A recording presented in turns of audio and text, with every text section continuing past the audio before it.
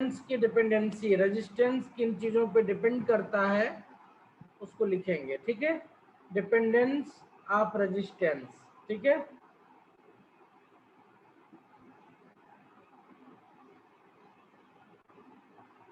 Dependence of resistance, dependence of resistance किस पे depend करेगा ये?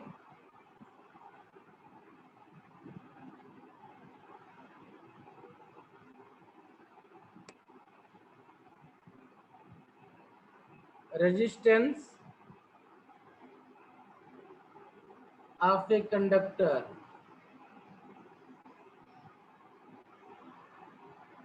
Depends on the following factor. हमको ज्यादातर चीजें पहले से पता है, बस उनको लिख लेना। Depends on the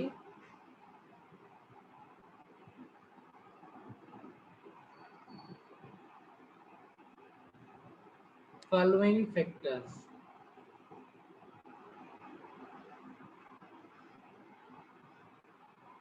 number 1, length of conductor, formula से क्लियर है। Length of conductor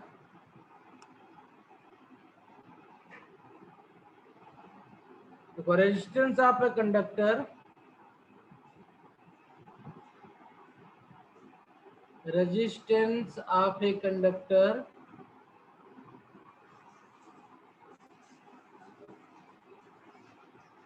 is directly proportional to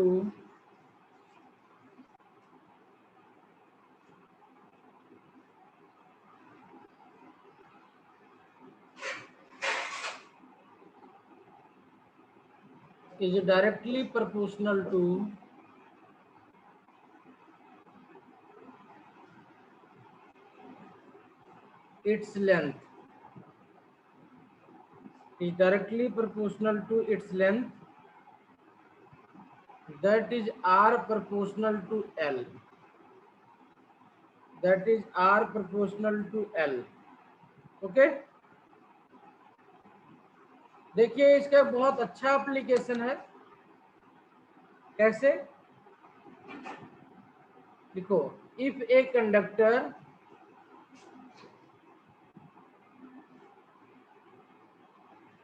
if a conductor या कंडक्टिंग वायर लिख लो, if a conducting wire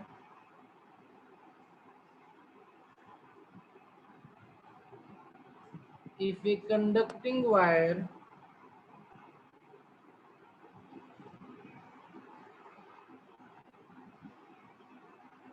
having resistance R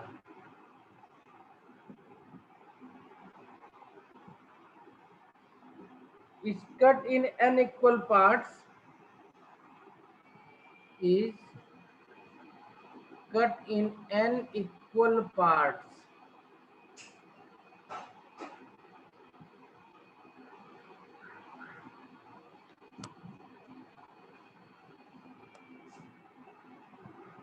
then resistance of each part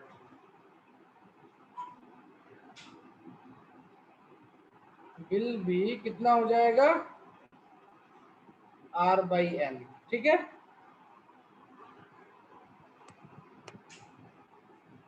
दूसरी बात जिस पे depend करेगा वो एरिया है, R equal to rho L by A है।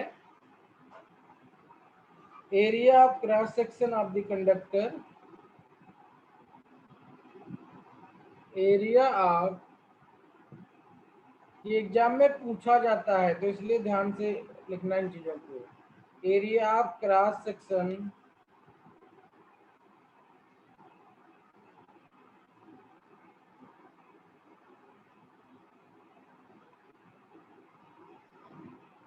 Area of cross section of the conductor क्या होता है? ये इनवर्सली प्रोपोर्शनल होता है।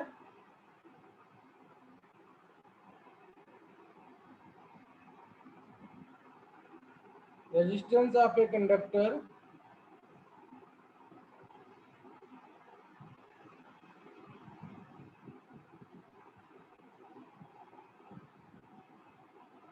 is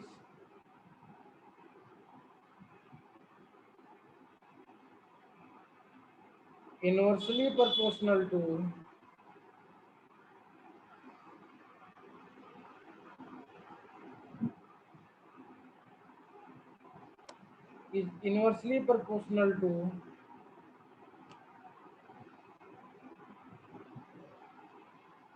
its area of cross section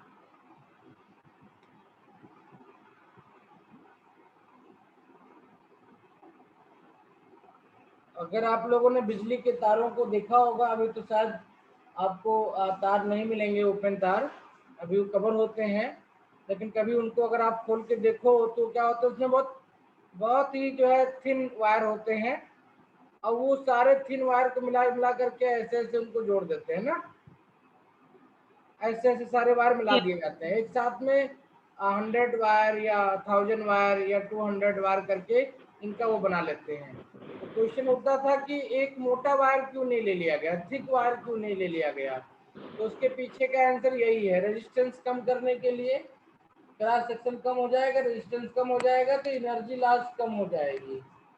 ठीक है,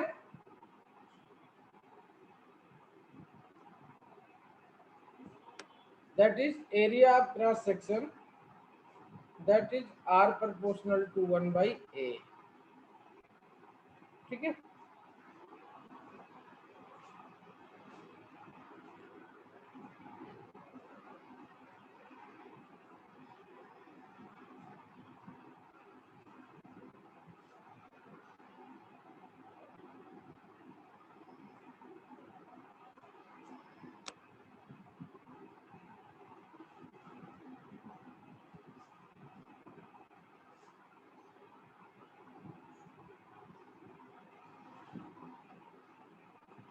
मटेरियल ऑफ कंडक्टर, नोट कर लिया इसको?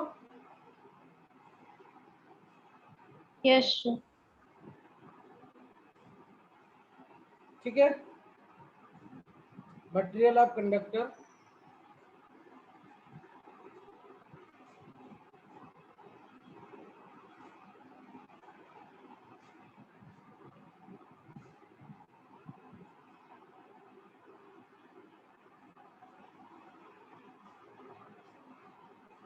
तो इसमें हमने देखा तो एक टर्म आता था रो, है ना, क्या आता था रो, वो मटेरियल ऑफ कंडक्टर पे डिपेंड करता था। ठीक है, तो हर एक मटेरियल के लिए डिफरेंट डिफरेंट इसकी वैल्यू होगी। Resistance of conductor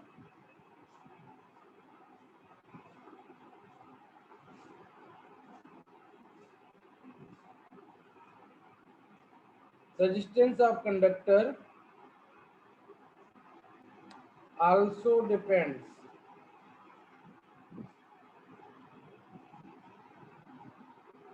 upon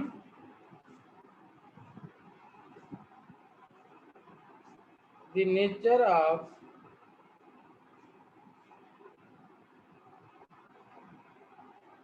material, that is R proportional to 1 by n। n क्या होता है, नंबर ऑफ फ्री इलेक्ट्रॉन्स। ठीक है, क्या होता है, नंबर ऑफ फ्री इलेक्ट्रॉन्स। ठीक है, and n is different for different material. For different conductors formula आपने पीछे देखा था, R equal to 1/n e² tau L/A, वहां से n आया हुआ है ये। ठीक है,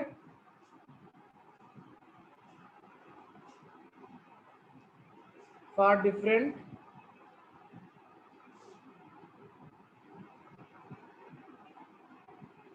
conductors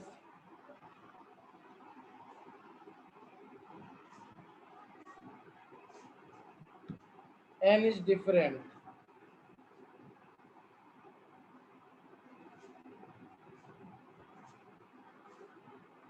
hence R is also different।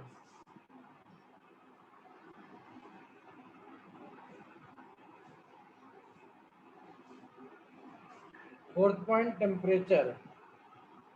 Temperature पे क्या डिपेंडेंस होगी?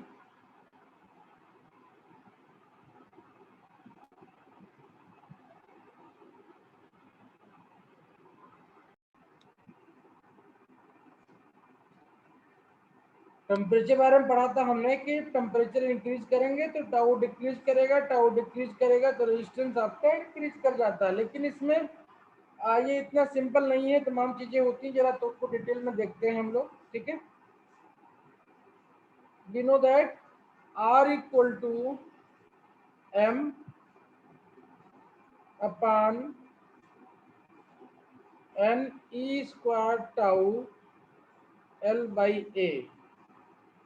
This give us R equal to 1 by tau.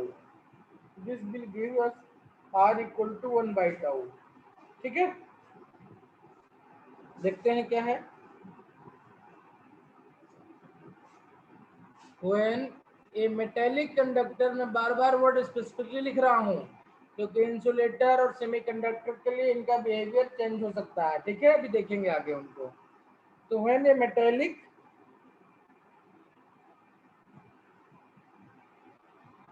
conductor is heated,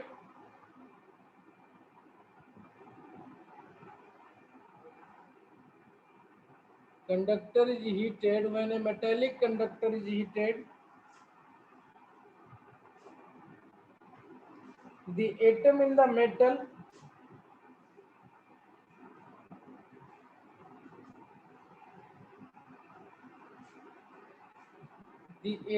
metal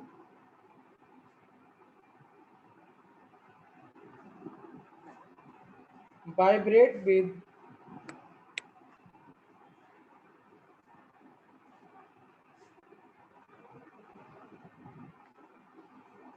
greater amplitude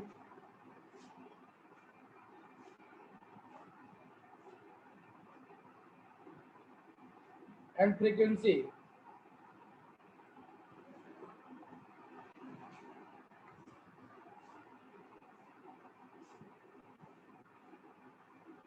About their mean positions,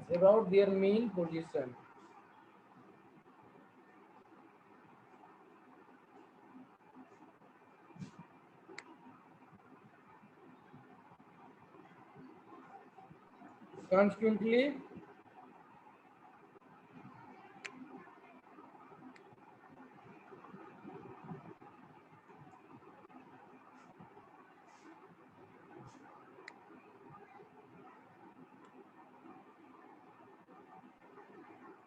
the number of collision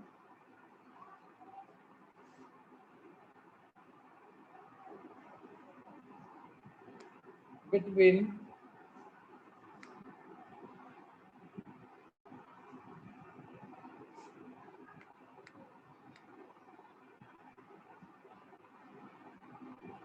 free electrons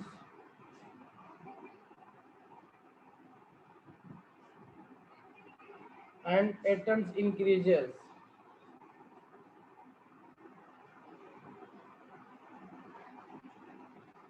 and this reduces the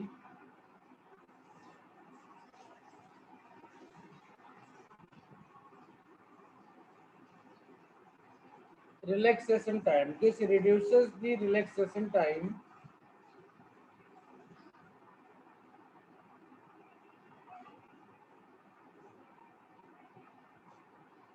Tau, and increases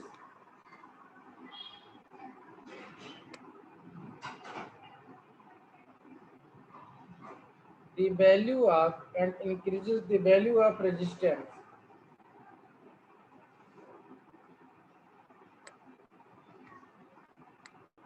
R. Okay, that is for a conductor.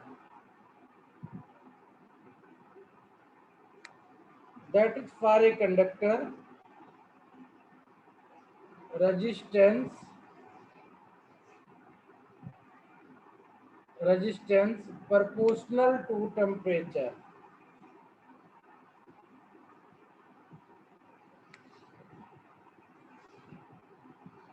ठीक है, yes sir. इस बात note कर लिया यहाँ तक? Yes sir. सबने कर लिया?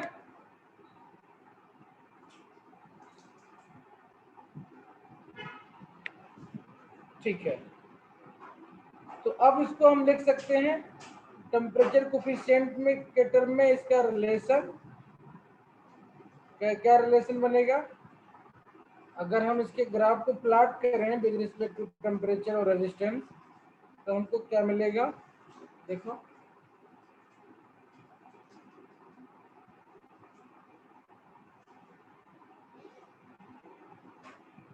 Temperature in degree centigrade, this is your resistance RT। तो ये इस तरीके से वैरी करता है, मतलब इवन 0 डिग्री सेंटीग्रेड पे भी कुछ रेजिस्टेंस आपका रहता है। इस रेजिस्टेंस को आप बोलते हैं जनरली R0 कहा जाता है। क्या बोला जाता है? R0। ये है आपका 0 डिग्री सेंटीग्रेड पे। इसको अगर बढ़ाते चले जाएं यहाँ पे तो ये कहीं यहाँ पे जाकर के कट करेगी, यानी कूल करने के बाद में दिखाएगा कि आपको ऐसा कुछ मिल सकता है। ठीक है, नोट कर लेते हैं इसको भी जरा। क्या है? If R0 is resistance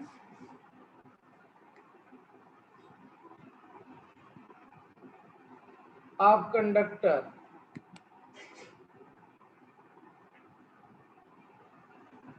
at 0 degree centigrade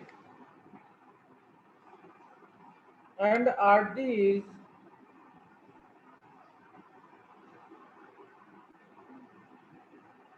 resistance of conductor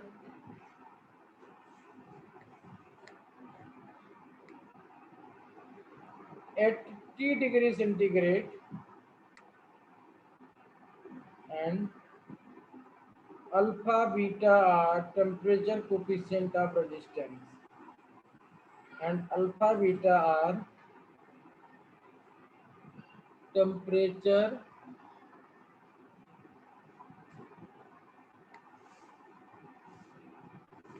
coefficient of resistance। Alpha beta are temperature coefficient of resistance.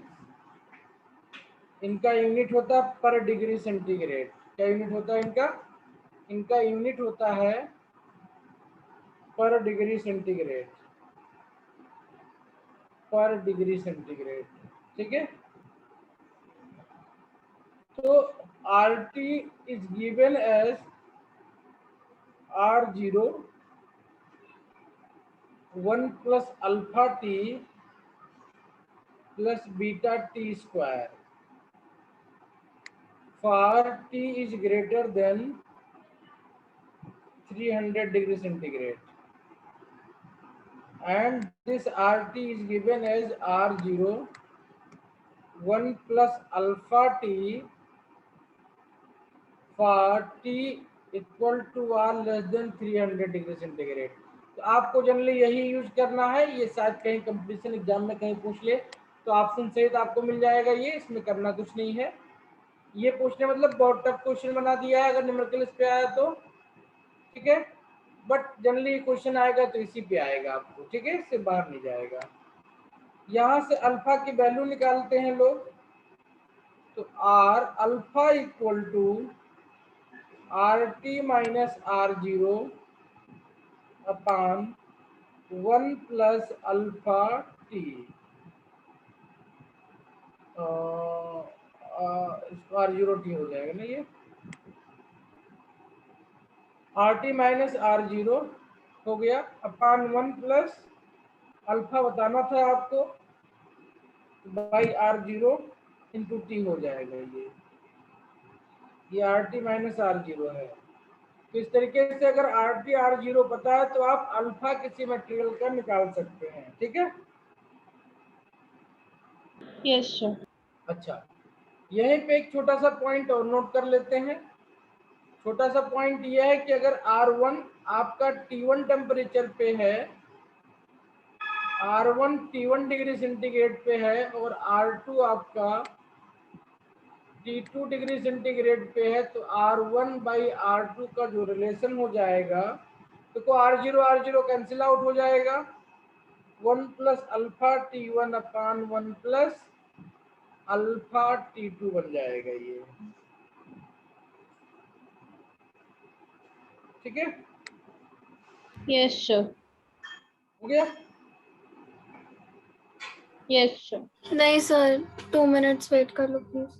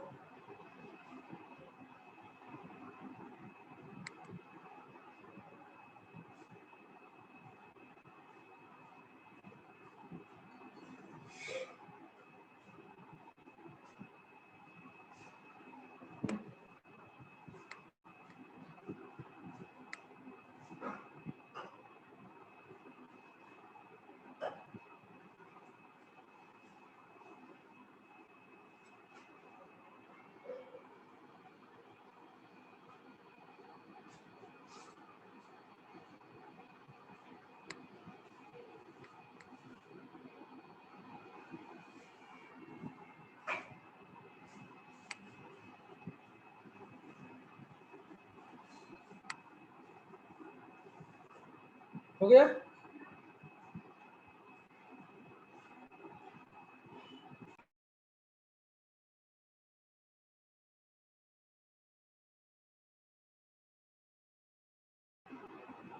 मनस्वी हो गया।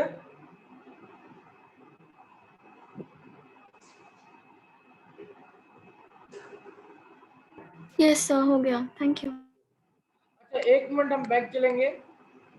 मुझे लगता है शायद कोई इंफॉर्मेशन सही नहीं गई है। ये वाले में हमने बताया था कि R प्रोपोर्शनल टू 1/A, ए ज्यादा होगा तो रेजिस्टेंस कम होगा, है ना। ठीक है, ए ज्यादा होगा तो रेजिस्टेंस कम होगा। ये बात क्लियर है नहीं आप लोगों को? दो Yes, कंडक्टर sir. है, एक कंडक्टर ये है, एक कंडक्टर ये है। इसका ए ज्यादा है A2, इसका ए कम है A1, तो किसका रेजिस्टेंस कम होगा? इसका रेजिस्टेंस कम होगा। तो A2 is greater then A1, this implies R2 is less than R1। ठीक है, ओके। हेलो, ये बात Yes, क्लियर थी sir. ना आप लोगों को? Yes, sir. इसलिए हैवी करंट को अगर कहीं पे कैरी करना होता है, जैसे आपका ओवन होगा, ओवन चलाने के लिए उसके वायर को देखो तो उसमें बहुत ही मोटा वायर यूज होगा। एक बल्ब को जलाना है, छोटे से बल्ब को जलाना है, तो उसमें आप देखोगे तो बहुत पतले पतले वायर यूज किए जाएंगे। ठीक है,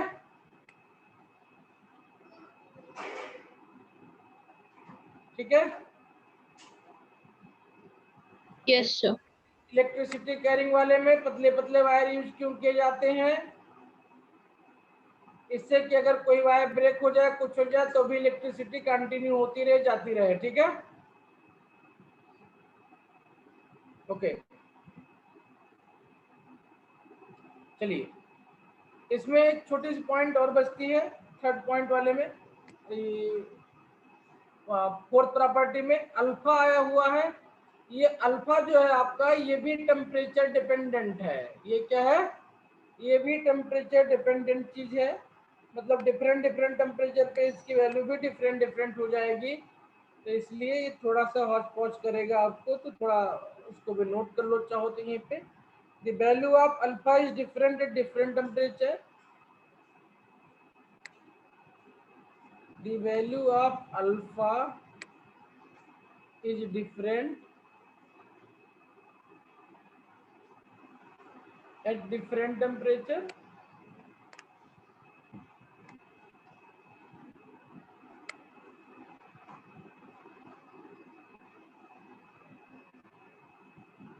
Is different at different temperature. Then temperature coefficient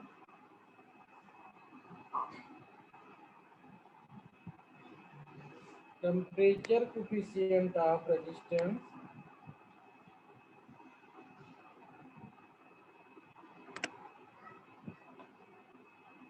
Everest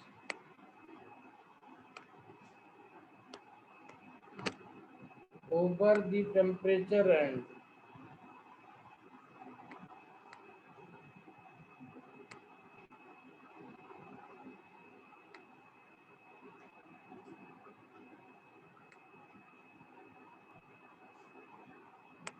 T1 degree centigrade से T2 डिग्री सेंटीग्रेड, ठीक है, is given by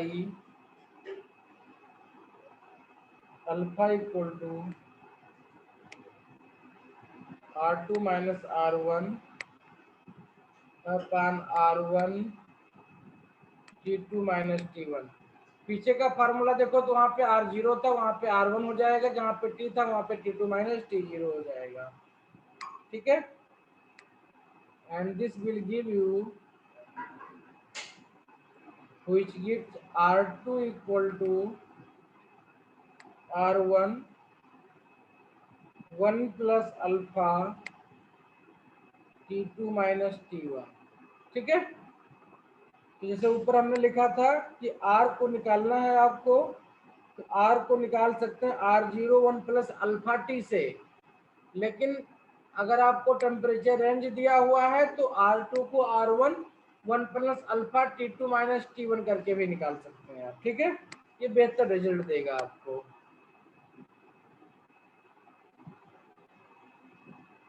ठीक है। नाउ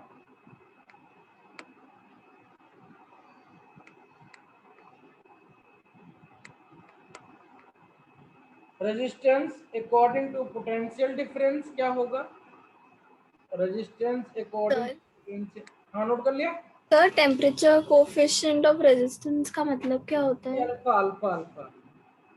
सर इसको जैसे डिफाइन कैसे करेंगे?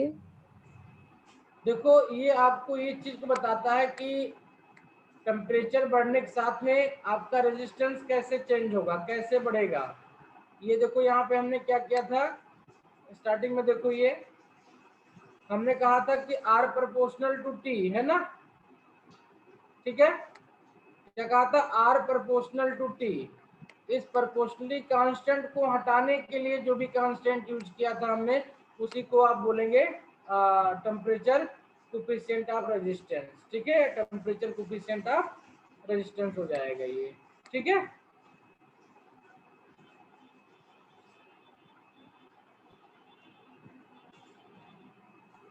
ठीक है, यस सर।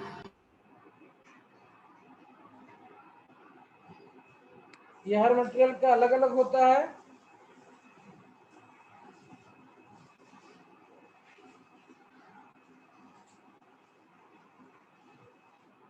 ठीक है। टेम्परेचर कोफिशिएंट ऑफ रेजिस्टेंस जो होता है ये हर मटेरियल का अलग अलग होता है।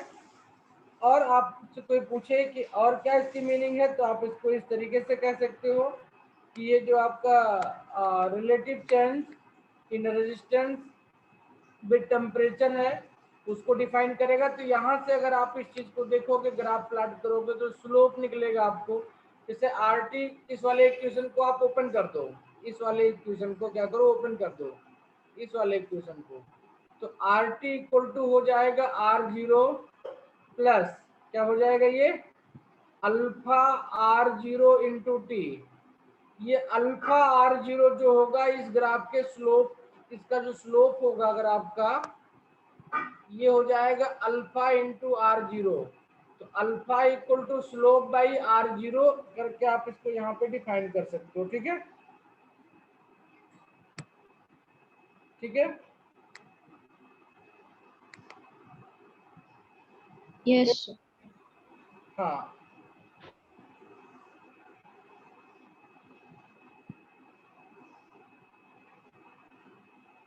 ठीक,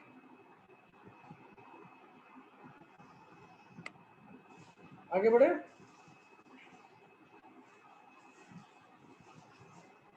यस सर।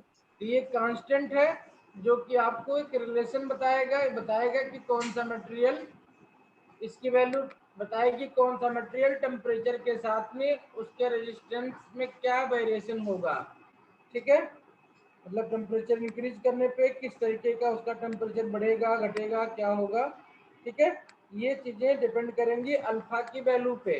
किस पे? अल्फा की वैल्यू पे। तो अभी आगे एग्जाम्पल देखेंगे तो उसमें इसकी इंपॉर्टेंस और भी समझ में आएगी हमको। ठीक है,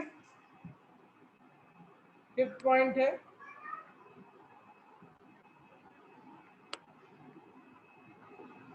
रेजिस्टेंस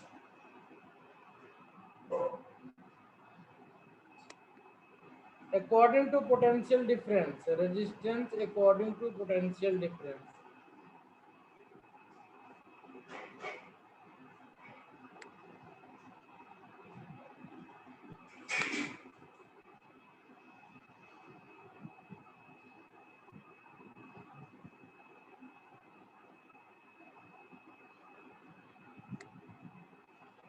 ठीक है,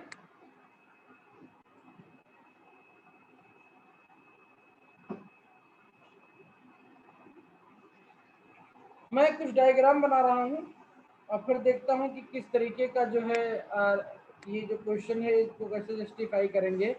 आप अपनी बुक को लेकर के इमेजिन कीजिएगा इस क्वेश्चन को, इस सिचुएशन को बुक को लेकर के इमेजिन कीजिएगा। Suppose this is your book, this is your book.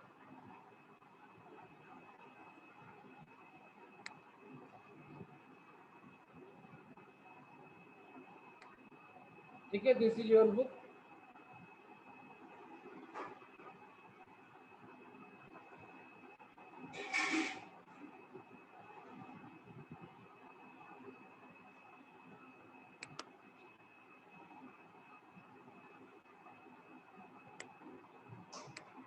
This is your same book.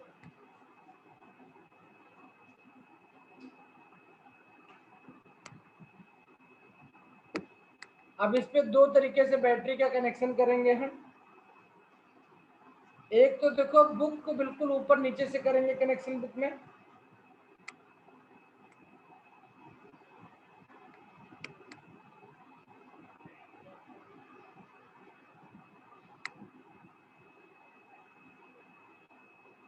Current I है, करंट निकल गई। और दूसरा हम कनेक्शन करेंगे बुक के साइड से, जो कि पूरे पेज से होते हुए जाए। कहाँ से जाए? पूरे पेज से होते हुए जाए।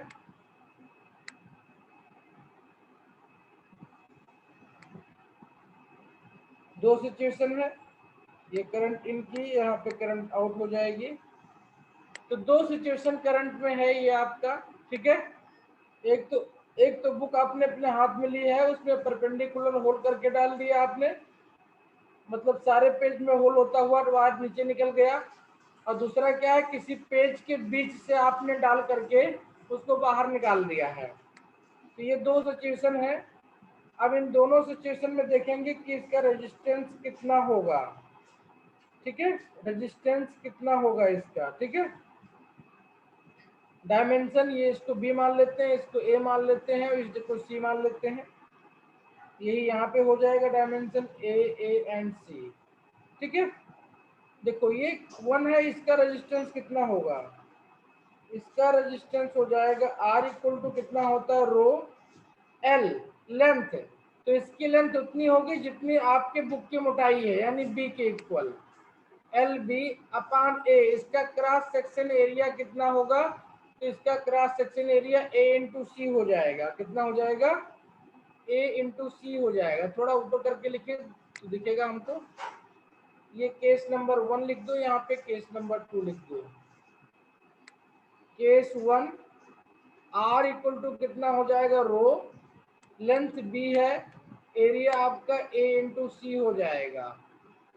एंड केस 2 में रेजिस्टेंस कितना हो जाएगा, आर इक्वल टू, देखो ये इस बार ए के लॉन्ग वायर निकला हुआ है, तो लेंथ आपका कितना हो जाएगा ए, और एरिया कितना बचेगा, बी इंटू सी बचेगा आपके पास में। ठीक है, तो अब यहाँ से देख सकते हैं क्लियरली कि B is less, B is less in comparison to A, B is less in comparison to A, therefore R1 will be less than R2, R2, okay।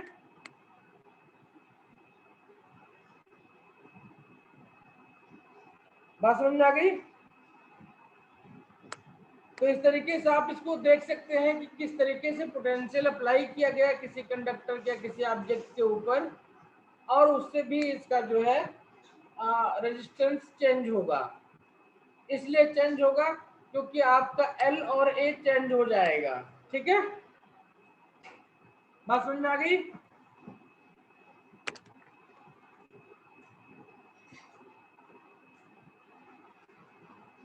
Yes sir. ठीक है, अब अलग अलग सब्सटेंस का अगर आपको देखना है तो आपको पता है कि आर टी इक्वल टू होता है R0 1 प्लस अल्फा टी। अब अगर अल्फा पॉजिटिव तो आर टी बढ़ेगा, अल्फा नेगेटिव तो आर टी घटेगा, अल्फा जीरो तो आर कांस्टेंट हो जाएगा। ठीक है, तो सब कुछ अल्फा पे डिपेंड करने वाला है। तो variation of resistance of some electrical material with temperature देख सकते हैं। फॉर मेटल तो we have seen alpha is greater than 0, यानी पॉजिटिव होगा तो R T will increase with increasing in temperature. Okay, solid non metal, जो चीजें solid हैं और नॉन मेटल हैं उनके बारे में क्या होगा? तो सॉलिड नॉन मेटल के लिए अल्फा इक्वल टू 0 होता है तो आर टी क्या रह जाएगा? कांस्टेंट रह जाएगा, है ना?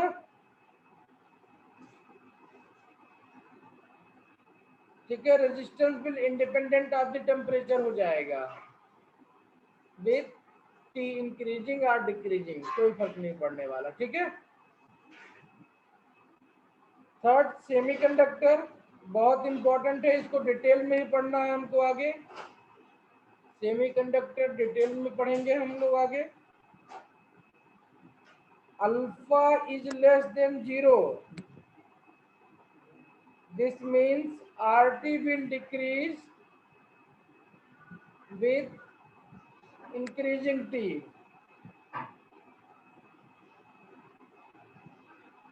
इसका रीजन होता है क्योंकि सेमीकंडक्टर आपका सिलिकॉन जर्मेनियम होते हैं, वो कोवैलेंट बॉन्ड बनाते हैं। तो जब आपका टेम्परेचर रेंज होता है तो कोवैलेंट बॉन्ड ब्रेक हो जाता है और वहां पे फ्री इलेक्ट्रॉन जो है आपको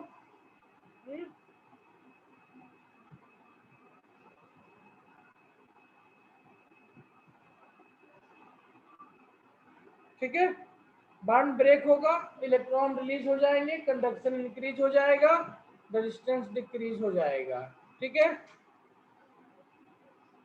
नंबर 4 इलेक्ट्रोलाइट, बहुत इंपॉर्टेंट केस है, आपने इसको पढ़ना है थर्ड चैप्टर में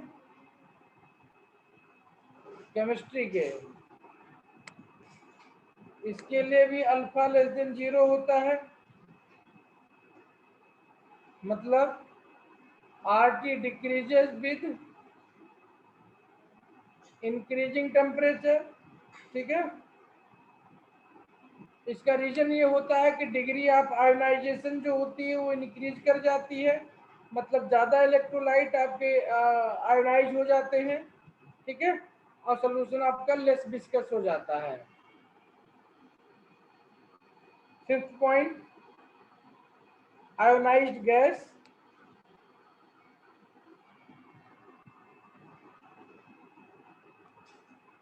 what about ionised gas? Ionised gas के लिए भी अल्फा लेस देन 0 होता है। ठीक है, अल्फा लेस देन 0 होता है, आर क्या करेगा? डिक्रीज करेगा विद इंक्रीजिंग टी।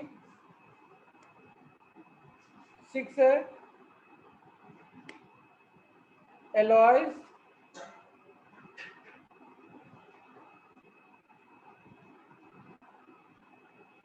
अब एलॉयज के लिए क्या आपको एक बार दिखना पड़ेगा एक्चुअली में, मतलब केस टू केस इसको आपको चेक करना पड़ेगा, चेक करना भी चाहिए इसको। ठीक है, यहाँ पे this has very small positive value. ठीक है, वेरी स्मॉल पॉजिटिव वैल्यू, तो बहुत सिग्निफिकेंट इम्पैक्ट नहीं मिलेगा आपको। ठीक है, ओके, ठीक है। Yes, sir. Small positive value, this will lead negligible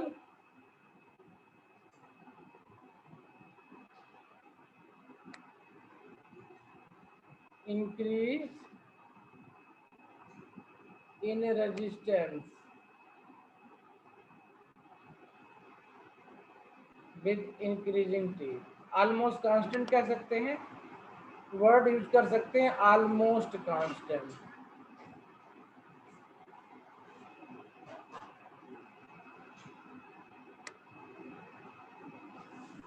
ठीक है। alloy generally has more resistance than metals। ठीक है।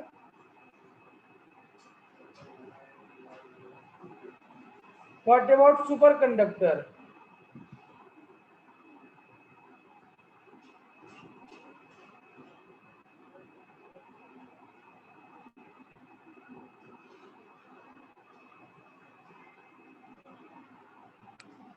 सुपर कंडक्टर वो है जिनका कि किसी पर्टिकुलर टेम्परेचर पर रेजिस्टेंस जीरो हो जाए, मतलब जो जीरो रेजिस्टेंस शो करे, मतलब टेम्परेचर डिक्रीज करने पर रेजिस्टेंस जिनका घटे और टेम्परेचर इंक्रीज करने पर जिनका रेजिस्टेंस बढ़े। ठीक है। Generally they are going to be like example mercury, आप मरकरी आपके पास में, लेड है आपके पास में। ठीक है। तो Hg 4.2 केल्विन पे या लेड 7.2 केल्विन पे इसका रेजिस्टेंस जीरो हो जाता है। ठीक है। ओके।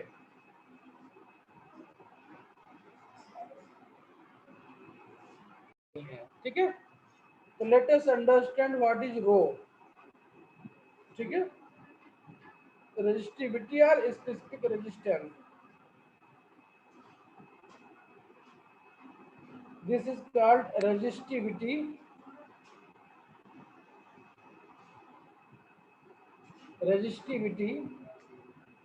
or specific resistance।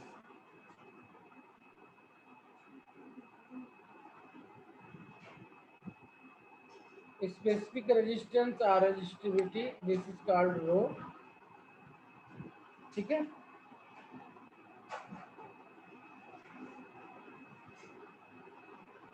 तो आपने देखा होगा कि rho equal to R A by L था। तो if L equal to 1 metre and A equal to 1 metre square, then rho equal to R हो जाएगा। तो actually it is resistance of a conductor या of a material whose length is 1 meter and cross section area is 1 meter square। तो लिख सकते हैं इसको definition में, resistivity is numerically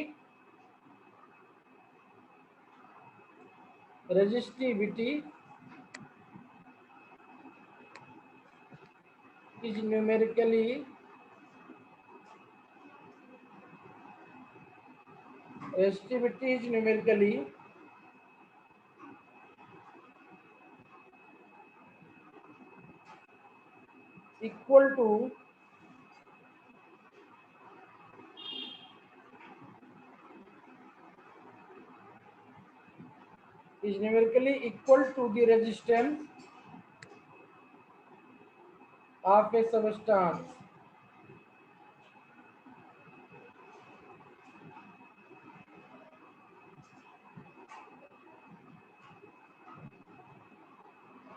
having unit area of cross section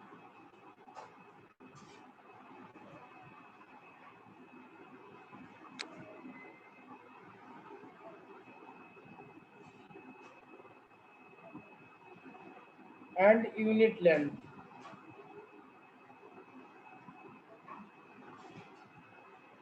unit area of cross section and unit length. ठीक है। इसका unit and dimension कितना हो जाएगा?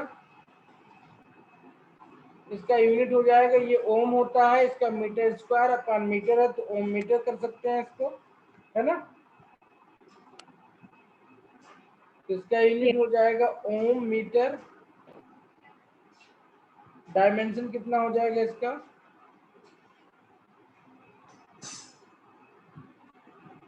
M L cube T power -3 resistance आपको पता है, M L square T power -3 A power -2 होता है, उसमें एल मल्टीप्लाई हो गया है, M L cube T power -3 A power -2 हो जाएगा।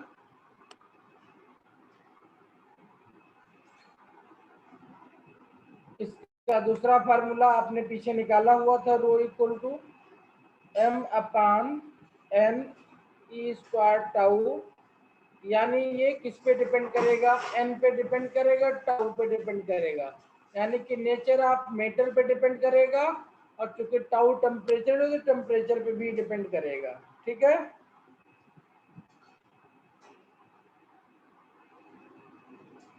Yes, sir. ये शेप एंड साइज से इंडिपेंडेंट होता है, ठीक है, इससे शेप एंड साइज से इंडिपेंडेंट होता है, और यही आपको हेल्प करेगा जो न्यूमेरिकल बनाने होते हैं उसमें, जिसमें किसी भी को दो पार्ट में डिवाइड कर देते हैं, या उसको इलांगेट कर देते हैं, या उसको सप्रेस करके छोटा बना देते हैं। इस तरीके की जितने भी क्वेश्चन होंगे उन सब में रो आपको हेल्प करेगा, क्योंकि रो कांस्टेंट रहेगा। इस बात को नोट करते हुए चलना, कहीं पे लिखते हुए, क्योंकि यही हेल्प करेगा, बाद में ढूंढना पड़ेगा, ठीक है। ये किस किस पे डिपेंड करता है, देखते हैं किस पे डिपेंड करेगा। तो लिख लो resistivity,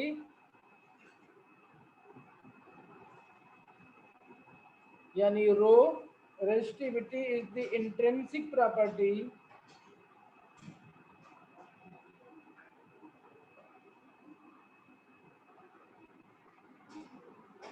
is the intrinsic property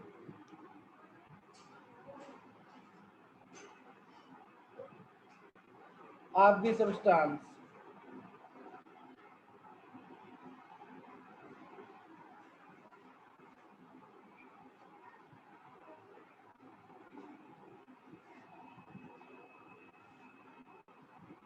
It is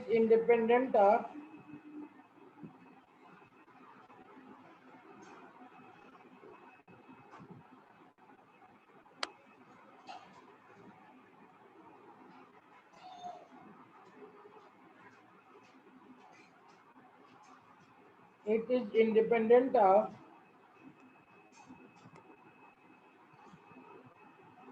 shape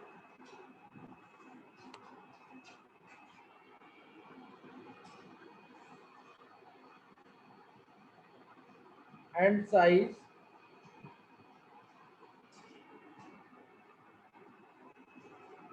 of the body, that is length and area. Okay. However, it depends on following.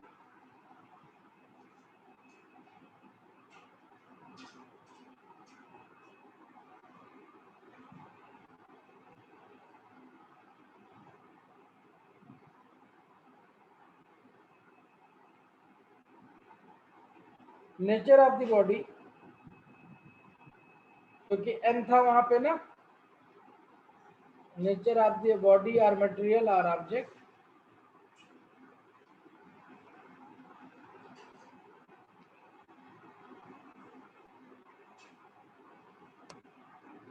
for different substance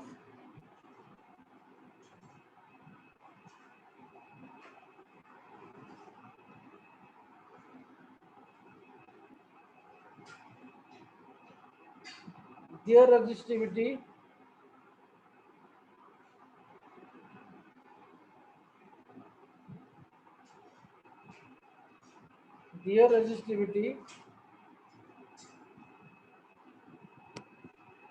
also different.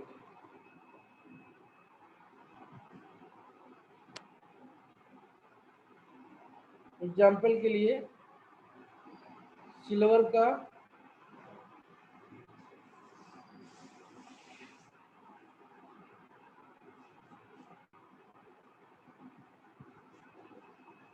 ये होता है 1.6 × 10⁻⁸ ओम मीटर।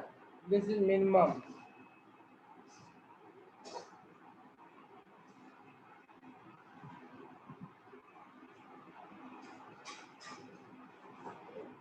क्वार्ट्ज का fused quartz, इसके लिए इसकी value होती है approximately 10⁻16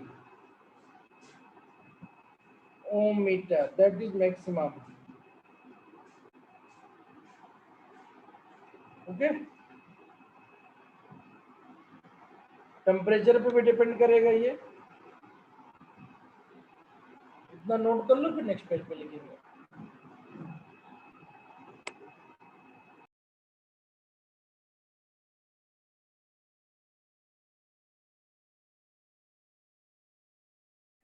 sir second वाले में इक्वल टू लिखा है कि वो कर्व वाला जो होता है?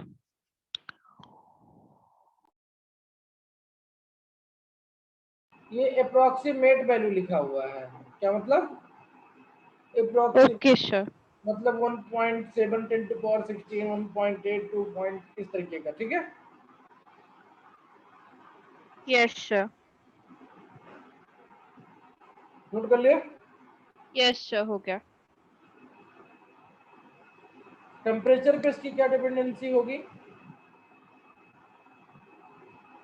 नेचर ऑफ मेटल हो गया। टेम्परेचर पे देखते हैं। Number 2, temperature.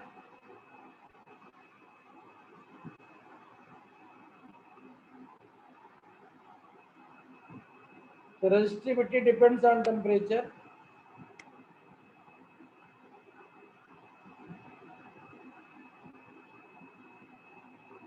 Resistivity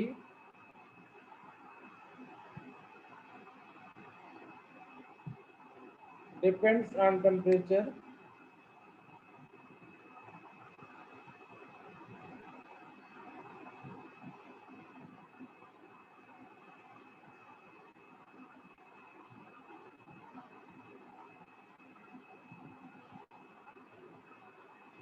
For metals,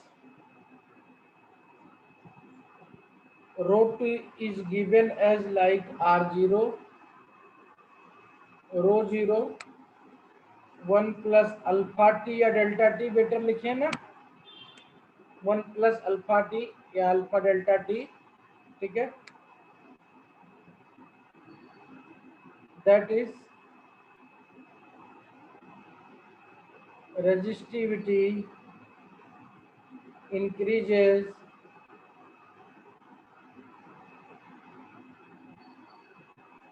with temperature। इसका भी रीजन वही था, पीछे देखो आप, तो टाउ की वैल्यू इसके वैल्यू में आया हुआ था फार्मूले में, mn²/टाउ। यही टाउ रिस्पॉन्सिबल है इन चीजों के लिए। ठीक है, सेमीकंडक्टर का आपका डिक्रीज करेगा। अगर मेटल का कर्व बनाए हम तो इस तरीके का कर्व बनता है रेजिस्टिविटी का। रेजिस्टिविटी का कर्व इस तरीके से बनता है।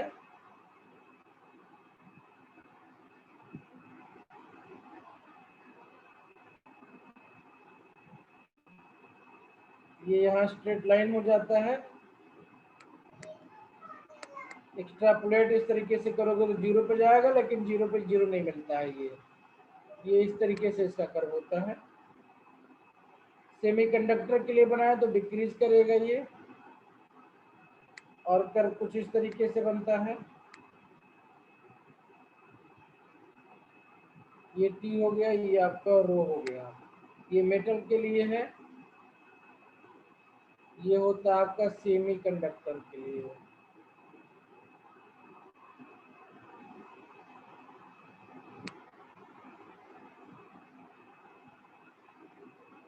ठीक है,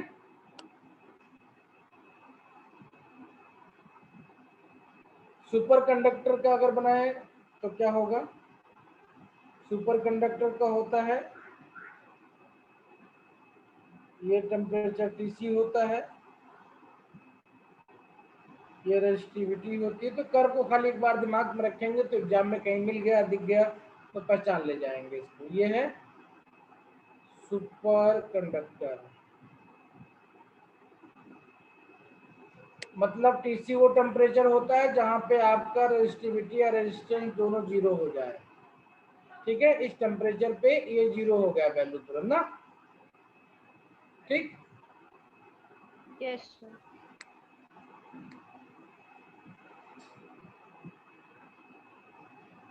नोट कर लिया। 1 minute sir.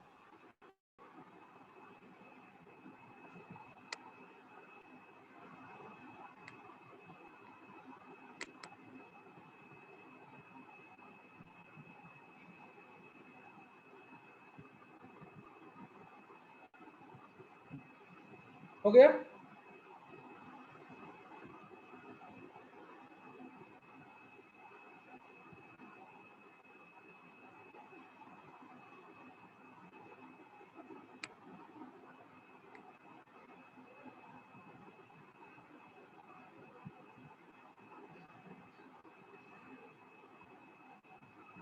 Impurity and mechanical stress का क्या इम्पैक्ट पड़ेगा, तो इंक्रीज करेगी। Impurity and mechanical stress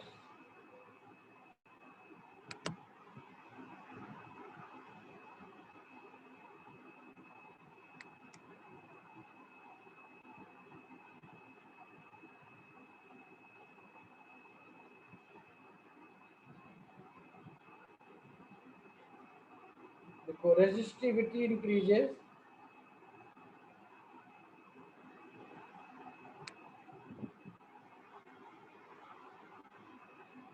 with impurity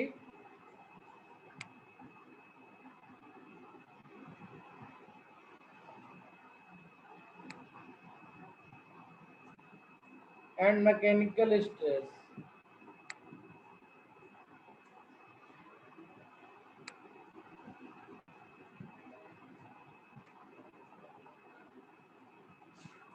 ठीक है, effect of magnetic field,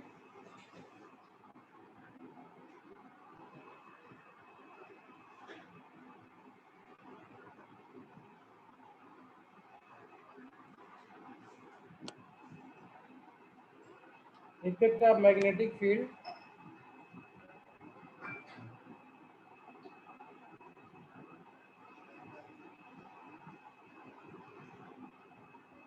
magnetic field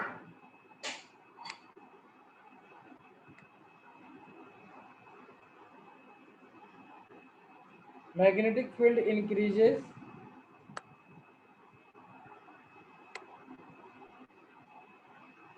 the resistivity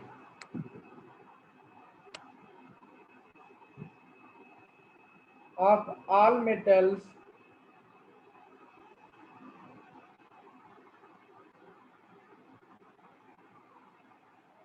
except iron.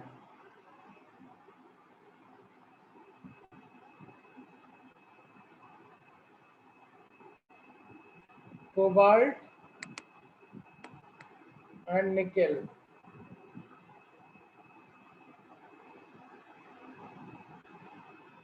Magnetism में इनके बारे में डिटेल में पढ़ेंगे और भी हैं। ठीक है, ये फेरोमैग्नेटिक मटेरियल्स हैं, तो क्या कैसे ये इनके ऊपर फील्ड का इम्पैक्ट पड़ेगा। ठीक है, effect of light,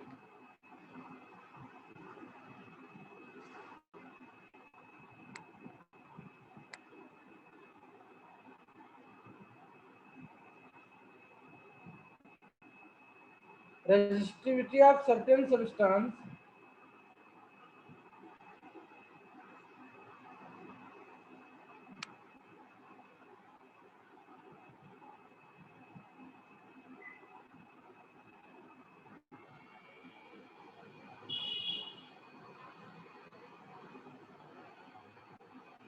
resistivity of certain substances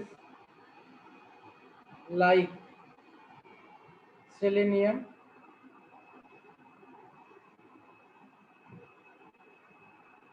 cadmium,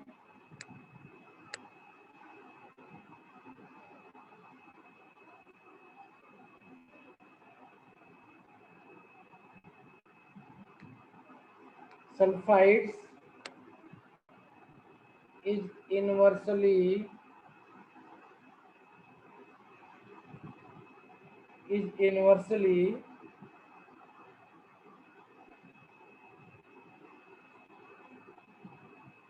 proportional to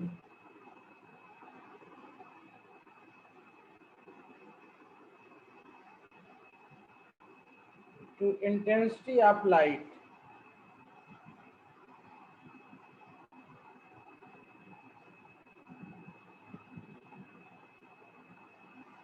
Falling upon them. इस चीज को भी डिटेल में देखेंगे मॉडर्न फिजिक्स में हम लोग जब फोटो इलेक्ट्रिक इफेक्ट वाला डिस्कस करेंगे। ठीक है, यहाँ पे सिर्फ इसको एक बार कर लेते हैं कि कहीं एक आध क्वेश्चन छोटा मोटा मिलेगा तो हम उसको इजीली कर ले जाए, परेशानी ना हो।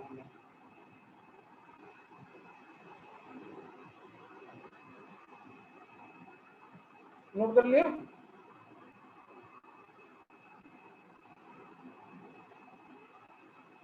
आगे बढ़े। Yes sir.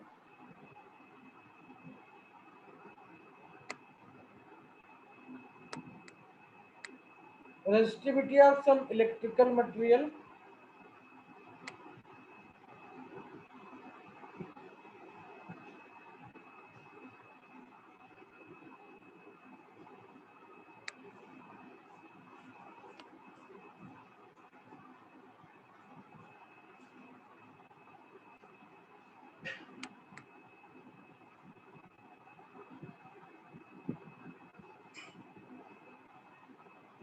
रो इंसुलेटर हमको पता है ज्यादा होता है रो एलॉय से, ये ज्यादा होता है सेमीकंडक्टर से।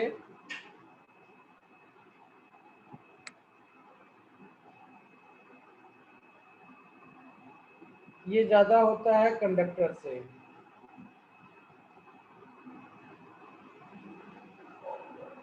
ठीक है, जिस तरीके से reciprocal of resistance was called conductance, similarly reciprocal of resistivity is called conductivity. लिख लेते हैं कंडक्टिविटी, इसको सिग्मा से रिप्रेजेंट करते हैं। लिख लो reciprocal of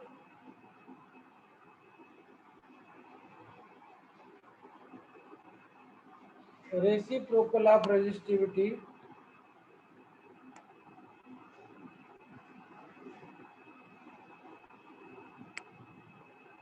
is called conductivity.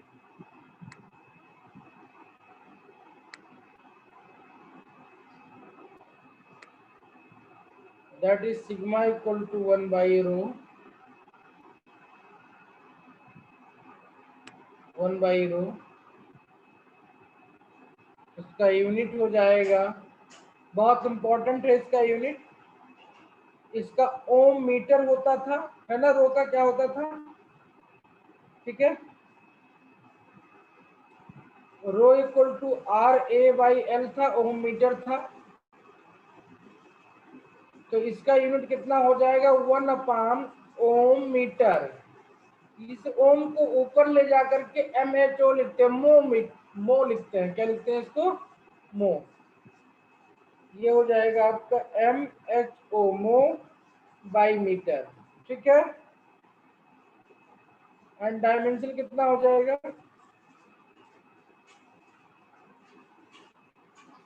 Dimension जो उसमें था उसी को माइनस कर दो पूरे को।